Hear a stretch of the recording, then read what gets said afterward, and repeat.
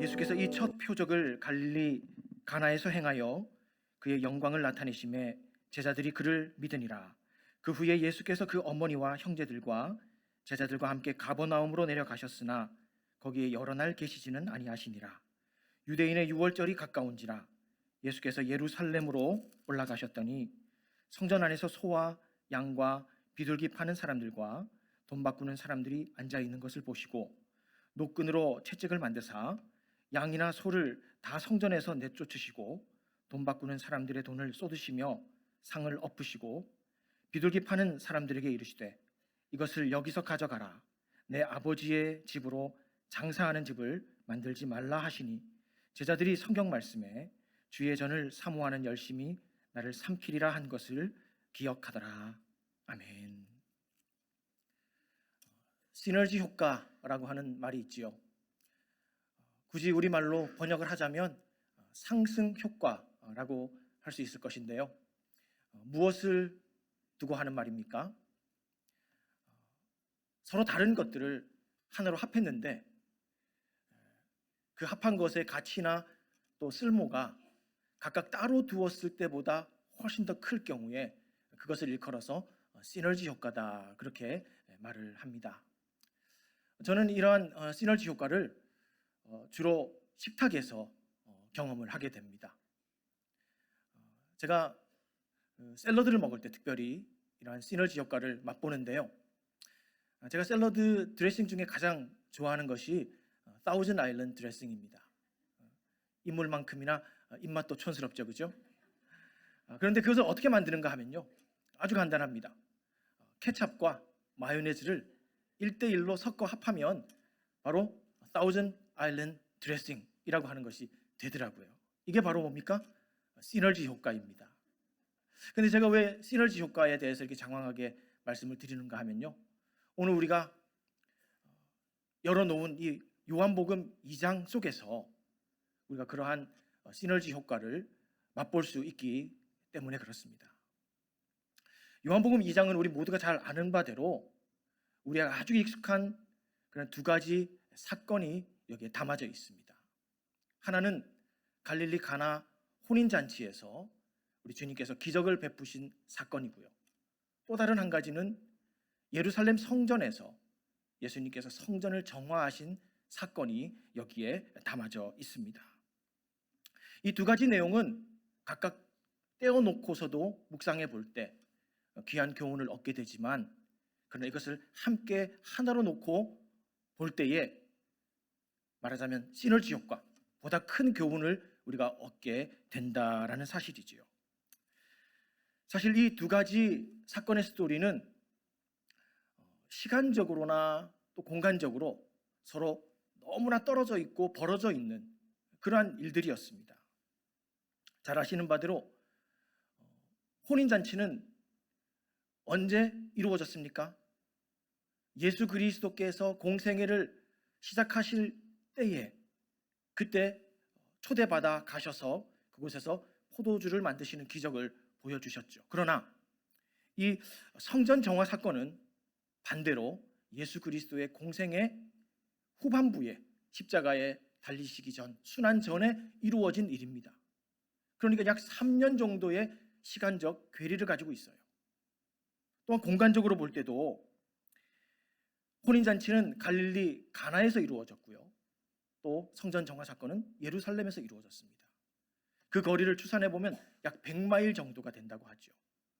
7일 정도는 걸어가야 하는 그런 여정입니다. 그런데 이렇게 시간적으로나 공간적으로 따로 떨어져 있던 이 두 가지 사건이 왜 요한복음 2장에 함께 붙어 있을까요? 그 이유는 바로 이 두 가지 사건들 사이에 흐르고 있는 일맥상통한 어떤 모티프가 있다는 겁니다. 서로 통하는 중요한 소재가 있다는 거예요. 그게 뭘까요? 그게 무엇이겠습니까? 이 혼인잔치의 기적과 또 성전 정화 사건, 이 사이에 서로 통하는 중요한 소재가 무엇입니까? 센스가 있는 분은 스크린을 바라보겠죠, 그죠? 스크린을 바라보았더니 어떤 모티프가 통한다고 되어 있습니까? 집이라고 하는 모티프가, 같은 소재가 이 두 사건을 연결시키고 있더라는 거죠. 혼인잔치, 집이라고 하는 배경을 가지고 있고요. 또 성전 역시도 우리 주님이 16절에 말씀하시는 바대로 하나님의 집을 배경으로 하고 있습니다.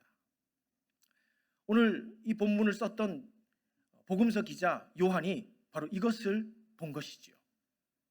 그가 복음서를 쓰기 위해서 예수 그리스도의 행적을 자료로 다 모아서 펼쳐놓고 분류하고 정리하다 보니까 바로 이 두 가지 사건에서 공통된 소재가 다루어지고 있음을 보고 이것을 합해놓고 성도들과 독자들 앞에 내어놓을 때에 보다 큰 교훈을 줄 수 있겠구나 여기고 이것을 함께 요한복음 2장에 담아내었다라는 겁니다.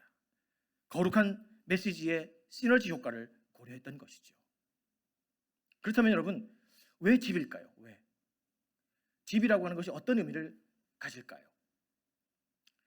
지금도 그렇지만 고대 근동 사람들은 우리의 인생을 집에다가 자주 비교하고 비유하곤 했지요. 바로 이 비유법을 성경도 그대로 가져와서 우리 주님께서도 인생을 집에다가 비유하신 적이 있고요. 또 사도 바울도 여러 번 인생을 집에다가 비유하곤 하고 또 역사를 거슬러 가보면은 많은 구약의 선지자들도 우리의 인생에 집과 비유하는 그런 내용들을 기록한 것을 우리가 볼 수가 있다는 것입니다. 요한도 바로 이 맥락을 같이 잡은 거예요.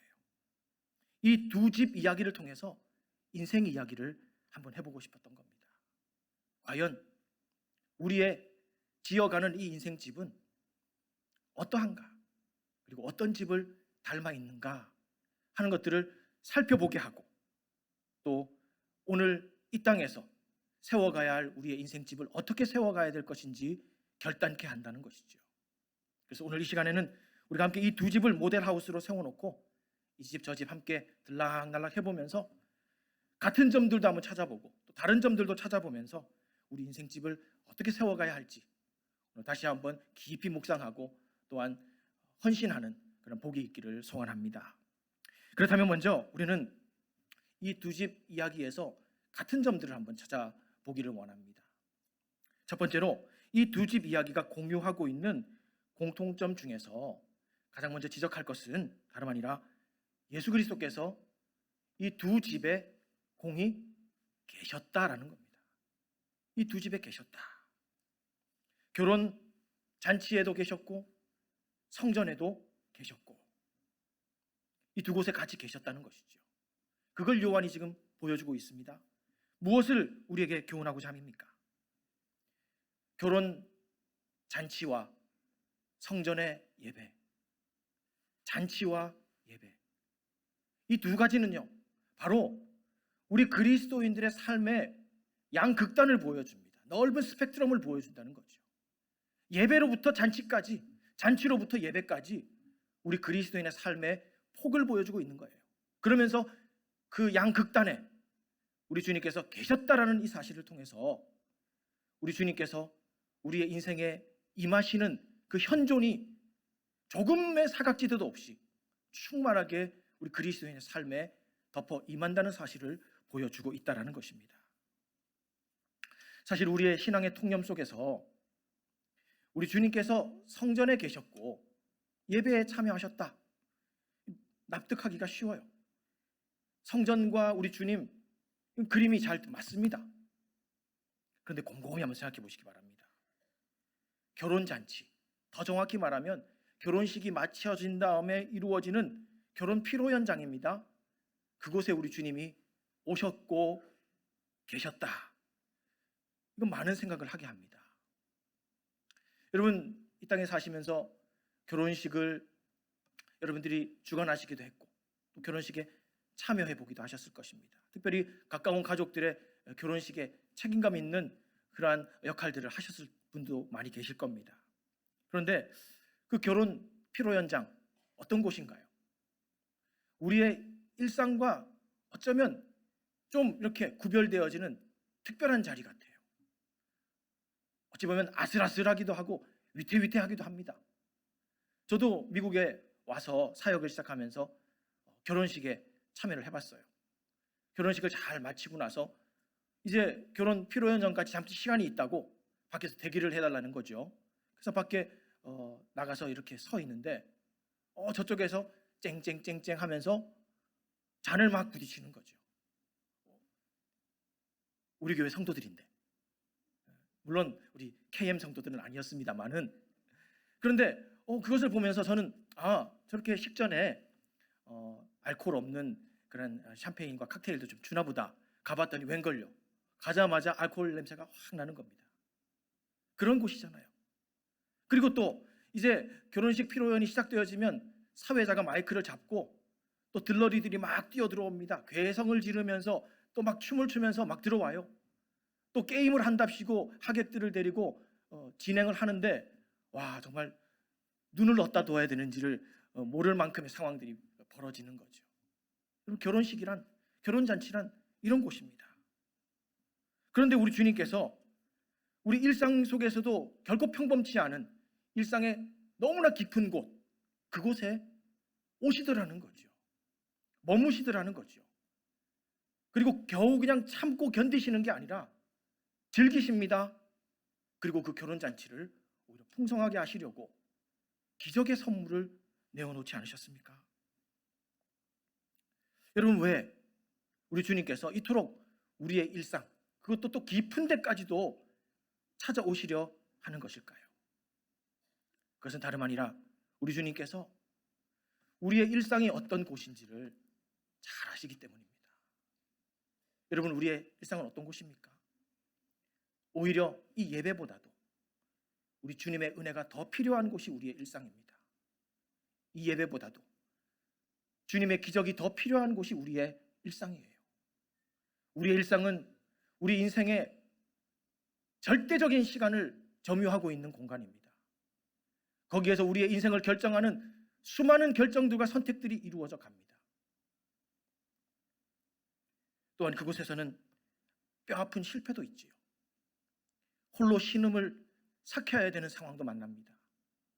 분통이 터지는 일도 거기에는 있지요. 그런데도 바로 그곳에서 우리는 그 일상을 통해서 하나님께서 우리를 이 땅에 보내시면서 맡겨주신 그 유일한 사명, 나 홀로만 감당할 수 있는 그 사명을 우리는 그 일상에서 감당해내야 된다는 말입니다. 그러하기에 우리 주님께서 일상에 오시는 겁니다.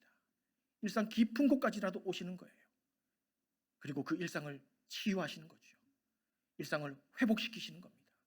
일상을 충만하게 만드시는 거죠. 넉넉히 사명 감당할 수 있는 시공간으로 변화시키시기 위해 우리의 일상으로 오신다는 겁니다. 할렐루야. 그러하기에 여러분, 아직도 우리의 일상 가운데 우리 주님 모셔드리지 않은 곳이 있다면 지금 초대장을 주님께 다시 보내기를 바랍니다. 이 예배에 기쁘게 임하셨던 우리 주님께서 우리의 그 일상 깊은 데까지라도 오실 것입니다. 그 일상을 치유해 주실 것이고 그 일상을 회복시켜 주실 것이며 그 일상을 충만한 의미로 채워주셔서 넉넉히 사명 감당하는 자리로 만들어 주실 줄로 믿습니다. 오늘 이 본문의 이야기 안에서 또한 공통되는 점 또 한 가지가 있습니다. 그것은 다름 아니라 우리 주님께서 공이 그 두 집에서 무언가를 만드셨다라는 거죠. 우리 주님께서는 그 두 집에 계셨을 뿐만 아니라 그 집에서 무언가를 만드셨습니다. 가나의 혼인잔치에서는 무엇을 만드십니까? 물로 포도주를 만드셨죠. 그리고 성전에서는 어떻게 하십니까? 15절에 보면 노끈으로 채찍을 만드셨다, 그렇게 말씀하셔요. 주님은 우리 인생집이 어떤 골목에 있든지 어떤 구석에 있든지 찾아오시는 분이십니다. 그러나 그냥 구경꾼과 방관자로만 계시는 것이 아니라 당신의 뜻을 좇아서 무엇인가를 우리의 인생집에서 만드신다라는 사실을 오늘 요한은 우리에게 보게 한다는 것이죠. 바로 여기에서 우리가 주목할 것이 있습니다. 주님의 손이 만드신 것들로 말미암아 이 두 가지 집이 마침내 엄청난 변화와 반전의 소용돌이 속으로 나가게 됩니다. 여태껏 되어져 왔던 분위기와 전혀 다른 쪽으로 상황이 전개된다라는 것이지요.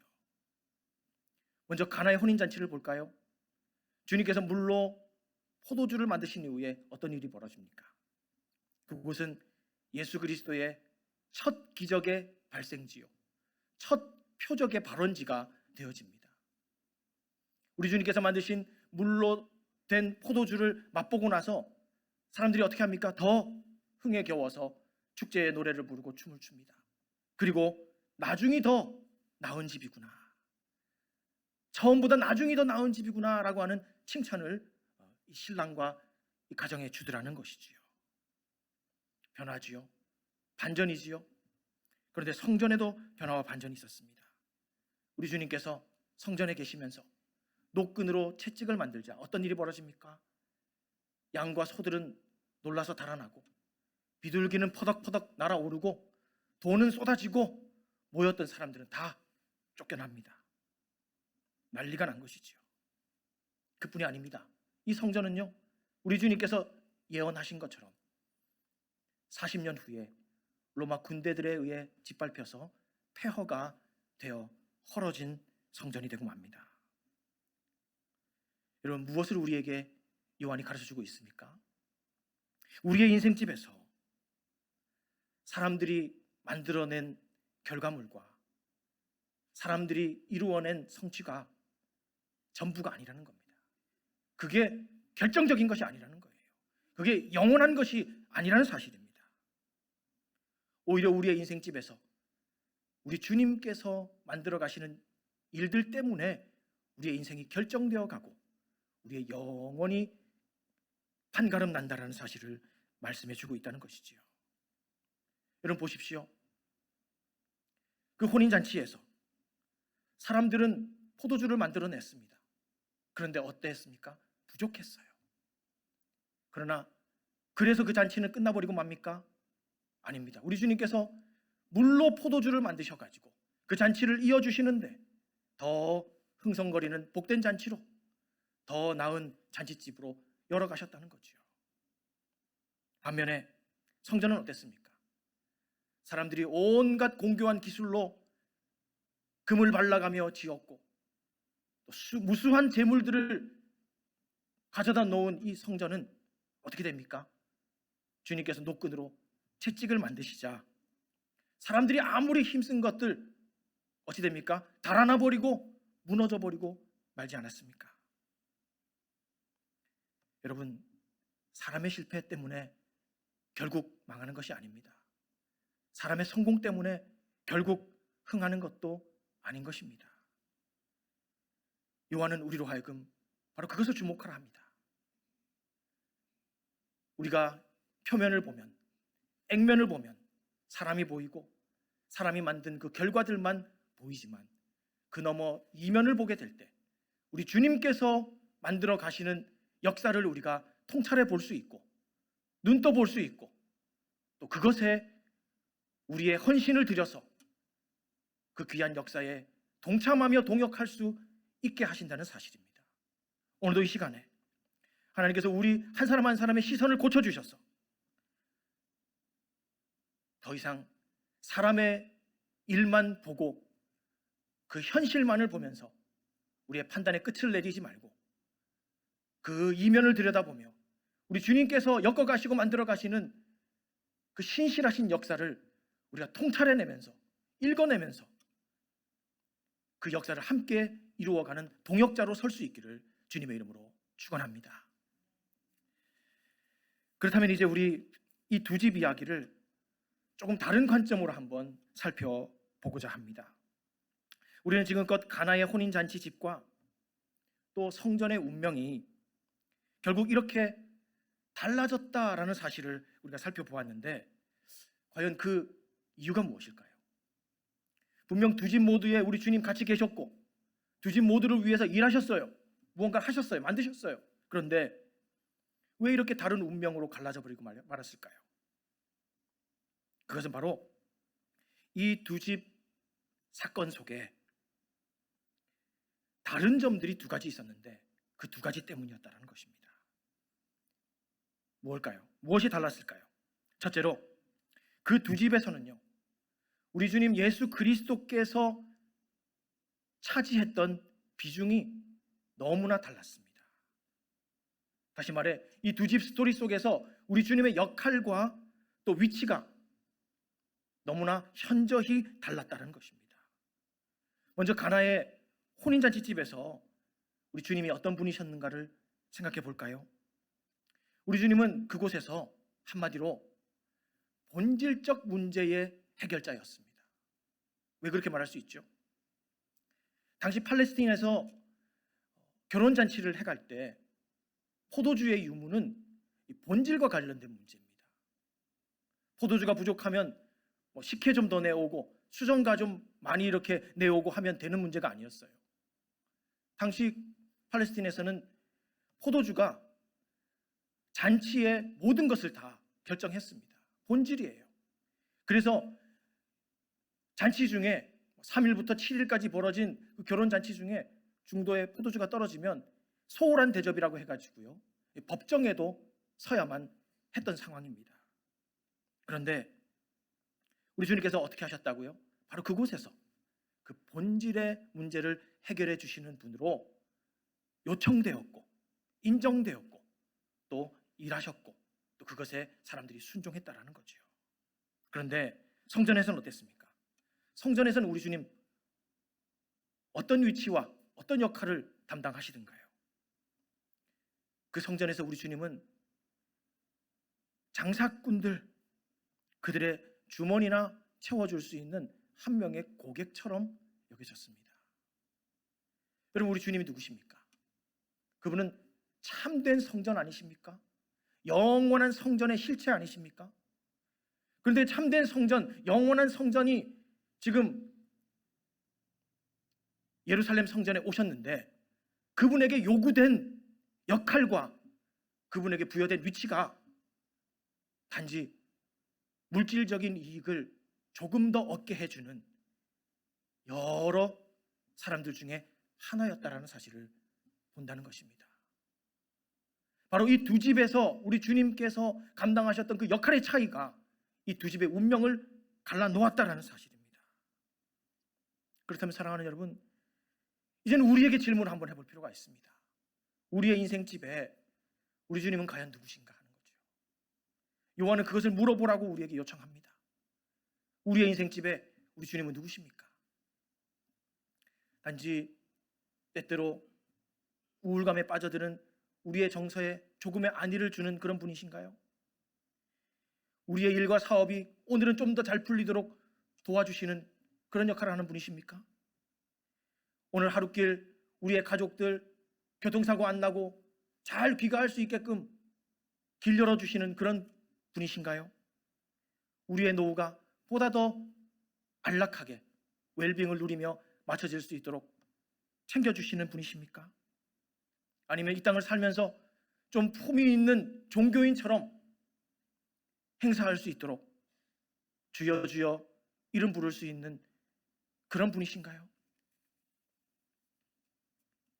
그렇다면 우리도 성전을 떠들썩하게 하던 장사꾼들과 그리 다를 바가 없습니다. 우리 주님은 우리의 인생집에 그것을 위해서 오신 것이 아닙니다. 물로 포도주를 만드시고 혼인잔치의 본질을 고쳐주셨던, 새롭게 하셨던 그 주님은 오늘 우리의 인생집의 본질을 만지시기 위해 오시고 싶어 하십니다. 그 본질을 다루고 싶어 하십니다. 우리의 가치관을, 인생을 보고 사람을 보고 역사를 보고 시대를 보는 우리의 가치관을 우리 주님께서는 다루시고 싶어 하십니다. 또한 예수 그리스도의 장성한 분량의 충만함까지 이르러야 될 우리의 인격을 우리 주님께서는 오늘 다루고 싶어 하십니다. 그리고 이 땅에서 감당해야 될 맡겨진 우리 한 사람 한 사람의 그 사명을 우리 주님께서 다루고 싶어 하십니다.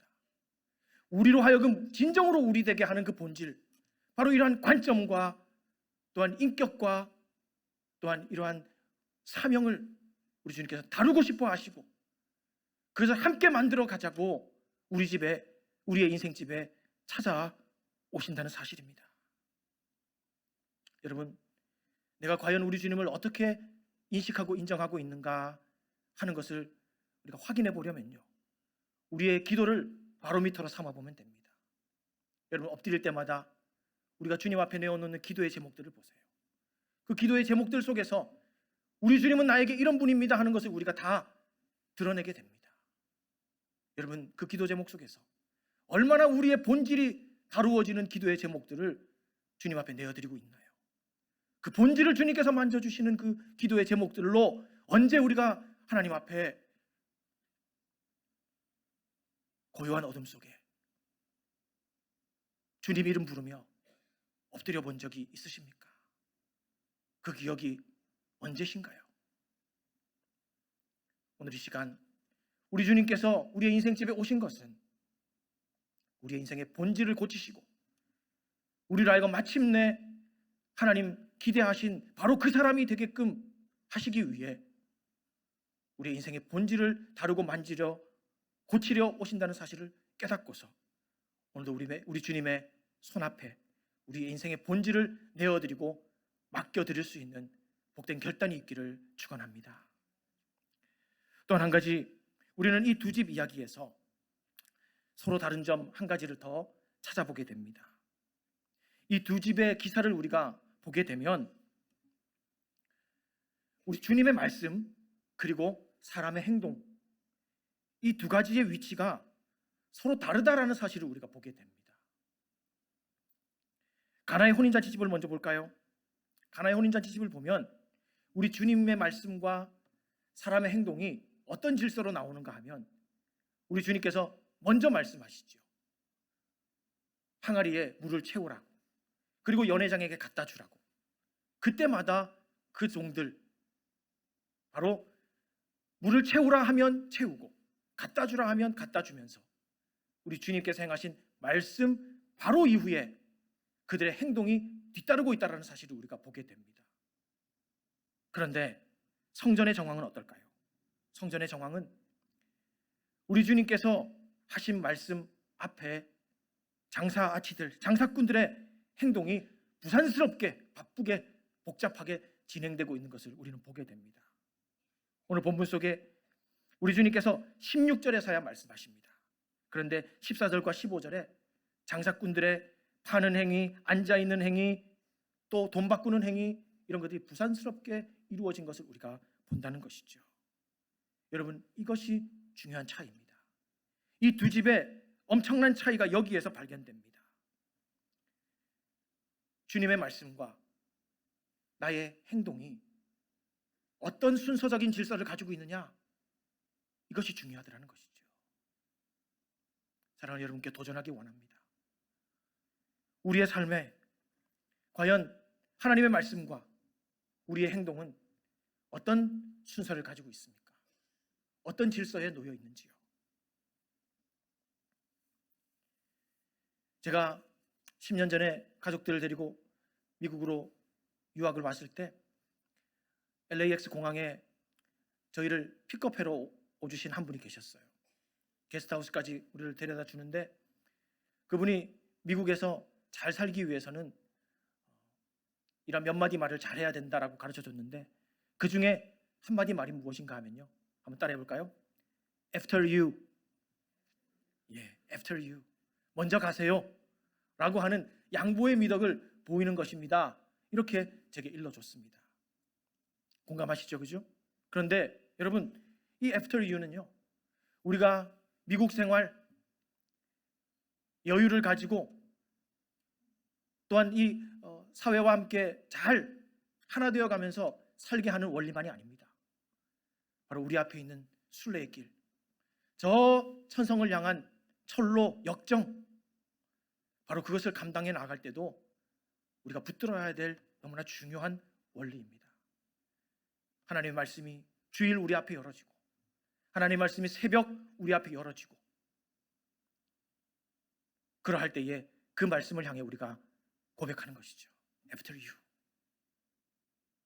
말씀이 먼저 달려가게 하고 그 말씀 바로 붙쫓아서 우리의 헌신과 우리의 순종과 또 우리의 행동을 감당해 나아갈 때, 바로 그러할 때에 하나님께서는 우리의 길에 승리의 여정이 열어지고 또 우리의 인생집이 복되게 지어질 것이라고 말씀해 주시는 겁니다.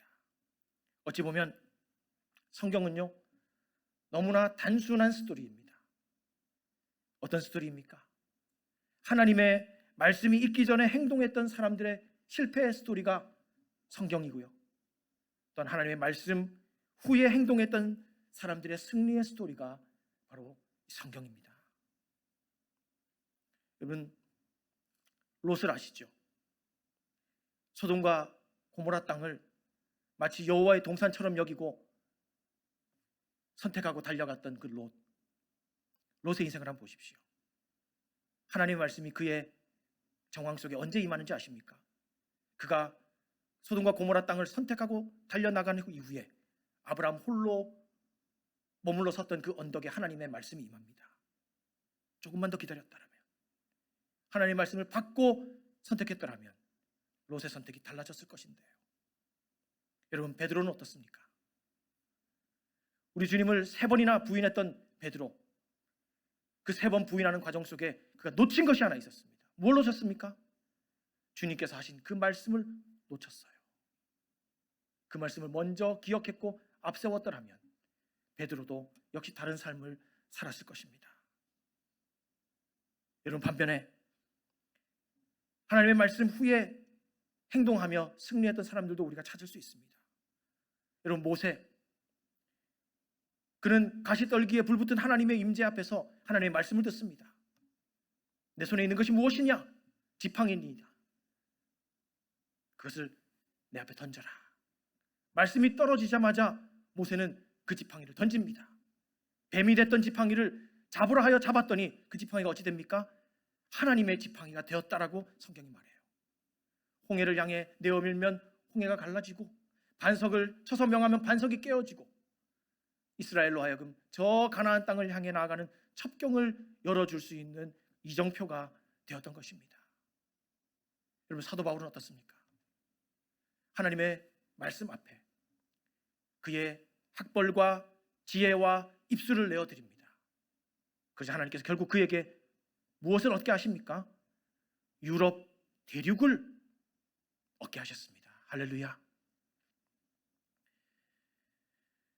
오늘 우리의 삶도 하나님의 말씀 앞에서 우리의 온갖 경험과 지혜와 사람들의 논의의 산물을 가지고 뛰어나간다 한들